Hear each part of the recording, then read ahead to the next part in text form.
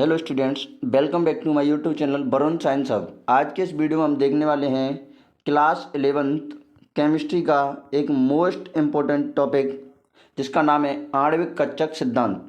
यह class 11th chemistry का एक मोस्ट इम्पोर्टेंट टॉपिक है। यहाँ से आपके स्कूल एग्ज़ाम में और नीट आईआईटी जैसे एग्ज़ाम में भी क्वेश्चन पूछा जाता है, तो इसलिए इस आज की ये वीडियो आपके लिए बहुत इम्पोर्टेंट होने वाली है। इससे पहले आप मेरे चैनल पर नए हो तो चैनल को सब्सक्राइब करें, वीडियो को लाइक करें और ज़्यादा से ज़्यादा शेयर करें। चलिए तो आज की वीडियो को स्टार्ट करते हैं। सबसे पहले हम स्टार्ट करेंगे कि आणविक कच्चक सिद्धांत है क्या। तो अगर हम बात करते हैं आणविक कच्चक सिद्धांत की, तो इस सिद्धांत को हुंड एवं मुलीकन द्वारा सन 1932 में विकसित किया गया था। यानी जो आणविक कच्चक सिद्धांत है इसको किसने विकसित किया था? हुंड और मुलीकन दो साइंटिस्ट थे। इन्होंने 1932 के अंतर्गत इस सिद्धांत को विकसित किया था। अब इस सिद्धांत के मुख्य बिंदु क्या है? तो इस सिद्धांत के मुख्य बिंदुओं की बात करते हैं तो इनमें सबसे पहला मुख्य बिंदु आता है आपका समान ऊर्जा के परमाणुीय कच्चक अतिव्यापन से आणविक कच्चकों का निर्माण करते हैं। यानी समान ऊर्जा के परमाणु कच्चक अतिव्यापन करके, कैसे अतिव्यापन करके आणविक कच्चकों का निर्माण करते हैं। ये इसका पहला बिंदु है आणविक कच्चक सिद्धांत का।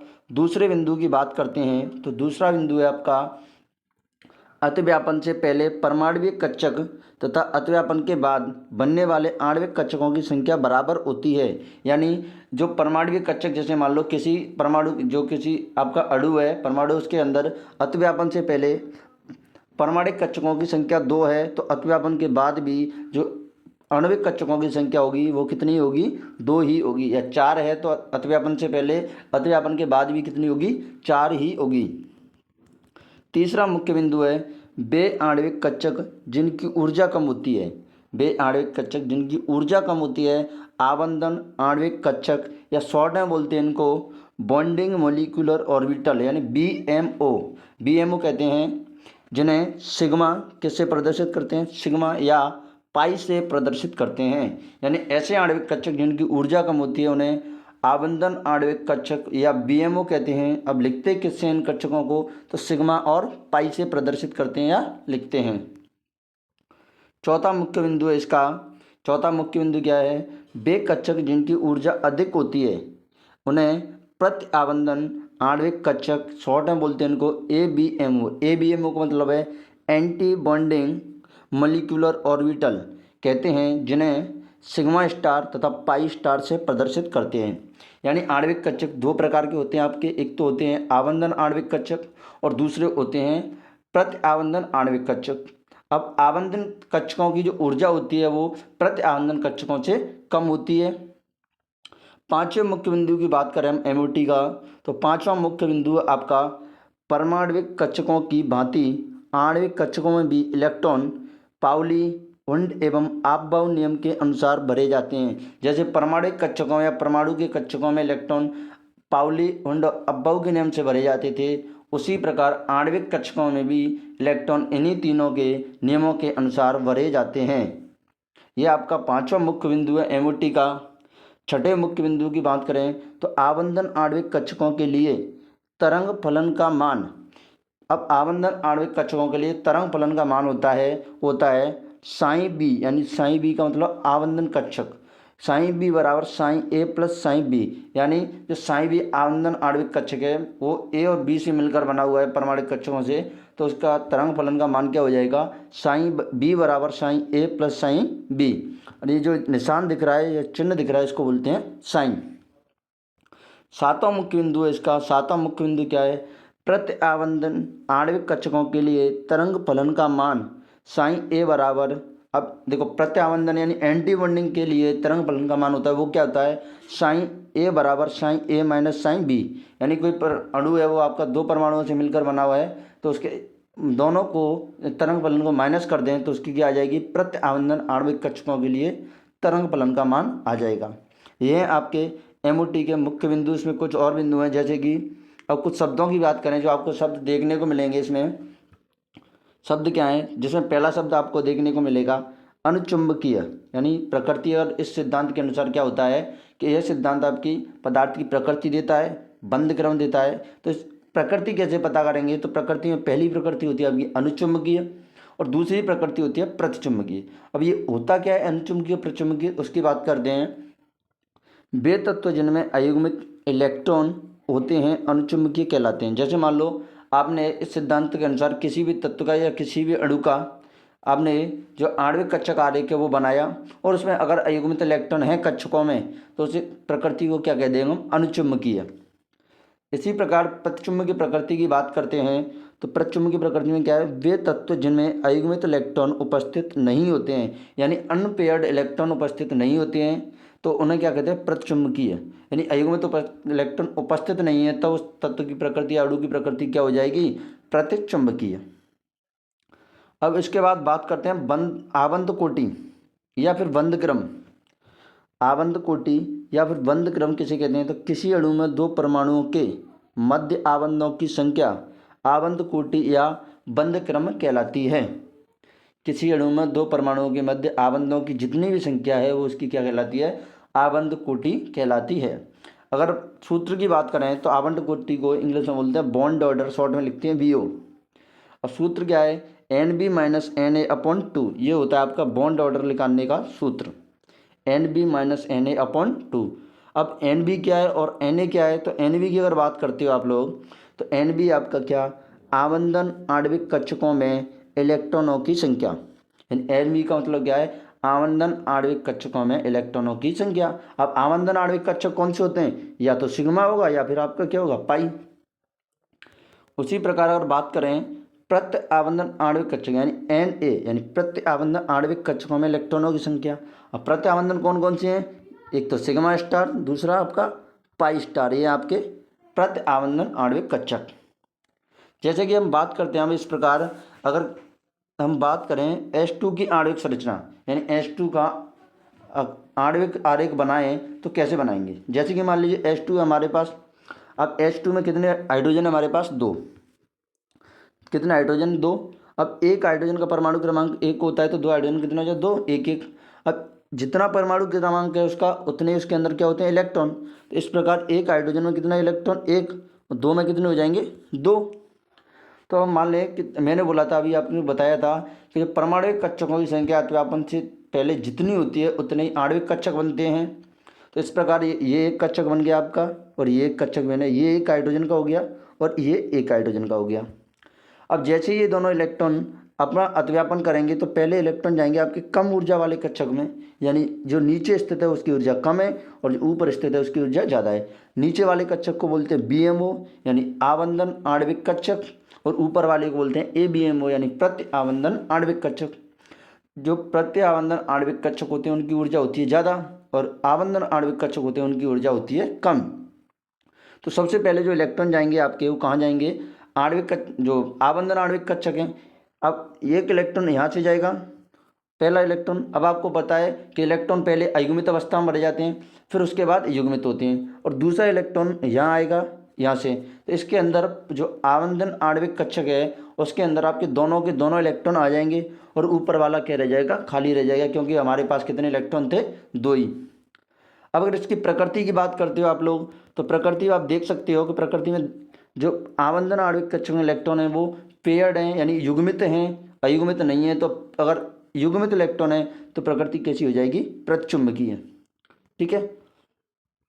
अब इसकी बात करते हैं बॉन्ड ऑर्डर की। तो बॉन्ड ऑर्डर निकालने का फॉर्मूला क्या है? NB minus Na/2।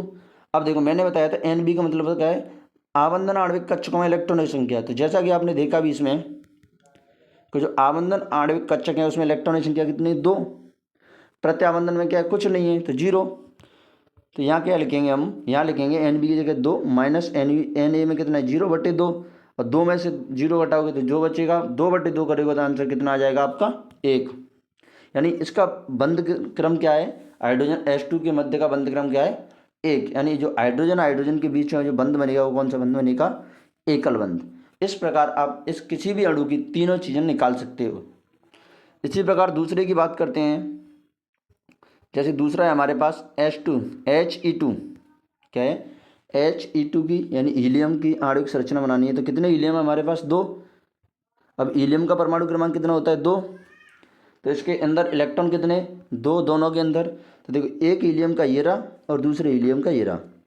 अब देखो सबसे पहले एक एक इलेक्ट्रॉन में से आएगा, दोनों में से ये पूरा भर जाएगा आपका दो इलेक्ट्रॉन से, लेकिन हमारे पास इलेक्ट्रॉन कितने, चार। अब इलेक्ट्रॉन कहाँ जाएगा, ये पूरा भर गया तो इलेक्ट्रॉन कहाँ जाएगा, दूसरे कक्षक में जिसकी ऊर्जा ज़्यादा है। तो एक एक इलेक्ट्रॉन यहाँ से यहाँ जाएगा ऊपर की ओर। टोटल इलेक्ट्रॉन कितने थे परमाणु कक्षकों में, चार, दो और दो चार, तो यहाँ भी कितने हो गए, दो और दो चार। तो ये आपकी He2 की आणविक संरचना, ठीक है, या आणविक कक्षक आरेख बोले इसको। अब आप देखोगे इसका बंध क्रम निकालोगे, बंध क्रम निकालोगे तो अब क्या निकलेगा, देखो NABMO में भी दो हैं, यानी प्रत्याबंधन आणविक कक्षकों में दो इलेक्ट्रॉन है, और आणविक आबंधन आणविक कक्षकों में इलेक्ट्रॉन की संख्या कितनी है, दो है। अब दोनों में इलेक्ट्रॉनों की संख्या दो दो है, तो जैसे अब इस फॉर्मूले में रखोगे तो 2-2/2 और 2-2 मतलब 0/2, 0/2 का मतलब 0, ठीक है। तो इसका बंध क्रम क्या है, हीलियम का 0। और आपको पता है कि हीलियम किसी के साथ बंध भी नहीं बनाता है, क्योंकि ये क्या है, अक्रिय गैस है। प्रकृति पता करोगे तो प्रकृति में यहाँ भी युग्मित इलेक्ट्रॉन है और ABMO में युग्मित इलेक्ट्रॉन है। प्रकृति कैसी होगी, प्रतिचुंबकीय। कैसी हो जाएगी प्रकृति, प्रतिचुंबकीय। इस प्रकार आप छोटे छोटे अणुओं की आणविक कक्षक आरेख बना सकते हैं। लेकिन हम बात करते हैं एक शर्त की। तो शर्त क्या दे रखी है, या कंडीशन मान लो, कंडीशन हमारे पास यदि अणु भार 28 या उससे कम हो, यानी या तो अणु भार 28 हो या फिर उससे कम हो। अब अणु भार 28 किसका होता है, नाइट्रोजन का, या फिर उससे कम, यानी या तो फिर इस तरह बोल सकते हो आप, नाइट्रोजन तथा उससे कम परमाणु क्रमांक वाले तत्वों के लिए। यानी अब हम पढ़ेंगे कि आणविक कक्षक आरेख नाइट्रोजन या उससे कम परमाणु क्रमांक वाले तत्वों का आणविक कक्षक आरेख कैसे बना सकते हैं। तो इसके लिए मैं आपको एक ऐसे मान लो मेथड बता रहा हूँ या तरीका बता रहा हूँ। इसके लिए क्या याद रखना है, जैसे मान लो कि हम किसी के लिए लिखते हैं, किसी का इलेक्ट्रॉनिक विन्यास लिखते हैं, तो क्या लिखते हैं, 1s, उसके बाद 2s, उसके बाद आते हैं 2p। लेकिन इसमें कितने हो सकते हैं, दो। कौन कौन से, सिग्मा 1s और इसमें कौन से, सिग्मा स्टार 1s, ऐसे हो सकते हैं। इसी प्रकार इसमें दो हो सकते हैं। तो करना क्या है, देखो सबसे पहले तो हम बात करें 1s की। अब 1s में कितने हो सकते हैं, दो। तो ये हो गया आपका सिग्मा 1s। उसके बाद कौन सा हो जाएगा, सिग्मा 1 स्टार 1s, क्योंकि देखो आपको पता है कि ये होते हैं BMO और ये होते हैं आपके ABMO। अब जो ऊर्जा की बात करें तो वो ऊर्जा ABMO की BMO से ज़्यादा होती है।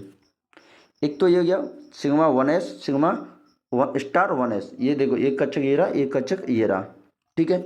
अब इसी प्रकार इसकी ऊर्जा देखो, ये तो 1 स्टार, और उसके बाद क्या आएगा आपका 2s। तो ऊपर जाओगे जैसे ही आप, तो यहाँ आ जाएगा आपका 2s।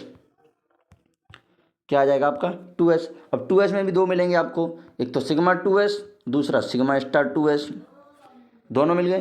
तो एक तो ये आ रहा आपका सिग्मा 2s और उसके बाद सिग्मा स्टार 2s, ठीक है। अब उसके बाद क्या करना है आपको, उसके बाद जैसे ही ऊपर जाओगे तो आप 2s के बाद क्या आता है आपका 2p।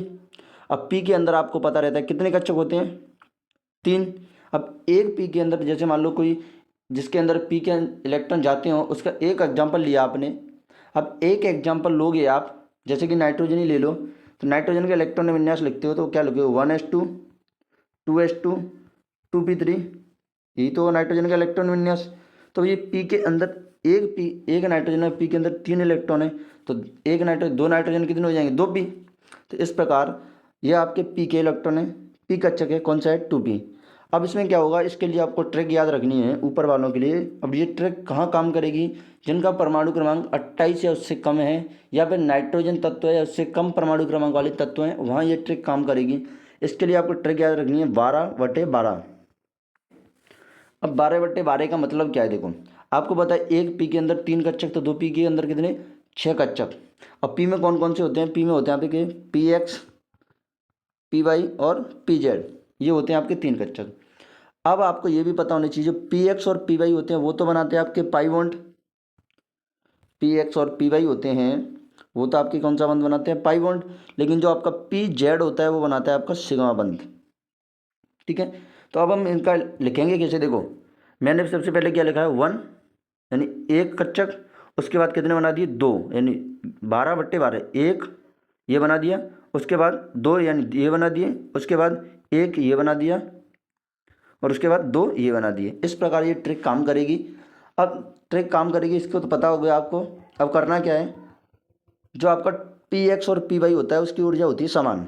क्या होती है, पी एक्स और पी वाई की ऊर्जा होती है समान। तो जैसे ही हम इसको लिखेंगे तो क्या लिखेंगे, 2 कच्चक हैं तो पाई टू पी। अब पाई टू पी में कौन कौन से हैं, पी एक्स और पी वाई। ये बराबर क्यों लिखेंगे, क्योंकि उनकी ऊर्जा है समान।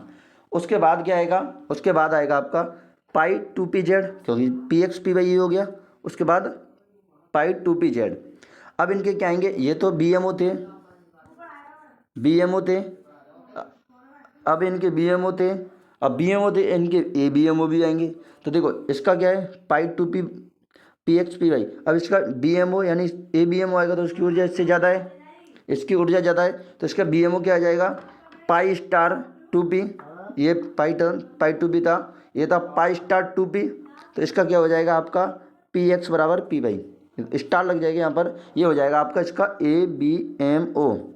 क्या हो जाएगा, ए बी एम ओ। अब उसके बाद क्या होगा आपका, जैसे इसका ए बी एम ओ है पाई टू बी यानी पी एक्स और पी वाई का, उसी प्रकार पाई टू बी जेड का भी बी एम ओ आएगा, ए बी एम ओ आएगा। तो इसका ए बी एम ओ क्या हो जाएगा, pi star two p z. तो इस प्रकार किसी भी अणु के लिए, अब किसी भी अणु के लिए कौन से कहाँ तक लागू है, ये आपके नाइट्रोजन या उससे कम, नाइट्रोजन या उससे कम परमाणु क्रमांक वालों के लिए ये ट्रिक लागू है। अब अगली वीडियो में हम देखेंगे नाइट्रोजन या वो नाइट्रोजन से ऊपर वाले तत्वों के लिए इलेक्ट्रॉनिक विन्यास कैसे होगा। ठीक है, अब अणु का विन्यास लिखेंगे तब कैसे लिखेंगे, तो विन्यास लिखना कैसे है, कुछ नहीं, जैसे आरेख बनाया है वैसे ही आपको इस विन्यास को लिखना है। इसका अणु का विन्यास लिखेंगे, देखो सिग्मा 1s, सिग्मा 1s के बाद क्या आ जाएगा आपका सिग्मा स्टार 1s, उसके बाद आएगा सिग्मा 2s, उसके बाद सिग्मा स्टार 2s। उसके बाद क्या था इसमें, उसके बाद था इसमें पाई टू पी, और टू पी में कौन सा, पी एक्स और पी वाई। उसके बाद पाई टू पी जेड। अब उसके इनके ए बी एम ओ आएंगे, तो ए बी एम ओ क्या है, इसका स्टार लगेगी A B M pi star two P P x P Y.